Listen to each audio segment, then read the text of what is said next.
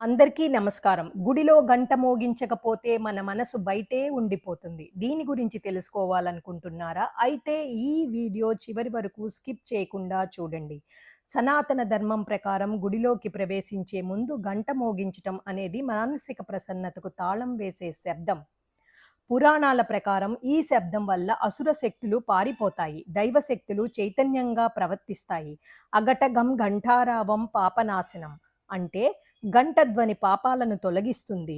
Scientific reason గంట శబ్దం 3-7 సెకన్ల వరకు మోగుతున్నప్పుడు అది రెసోనేట్ అవుతుంది.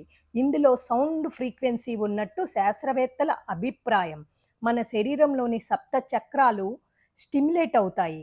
మన మెదడులో left and right hemisphere balance అవ్వడానికి గంట శబ్దం ఒక ఆడియో ట్యూనింగ్ ఫోర్క్ లాగా పనిచేస్తుంది. ఫలితంగా మనసు ఒక్కటే భక్తితో లీనమవుతుంది. ఆధ్యాత్మికంగా చెప్పాలంటే గంట శబ్దం అంటే దేవుడిని గుర్తు చేసే ఓం ధ్వనికి సమానం. దేవుడి మందిరంలో అడుగుపెట్టే క్షణం ఈ శబ్దం మన 5 సెన్సెస్ని తుఫానులా క్లీన్ చేస్తుంది.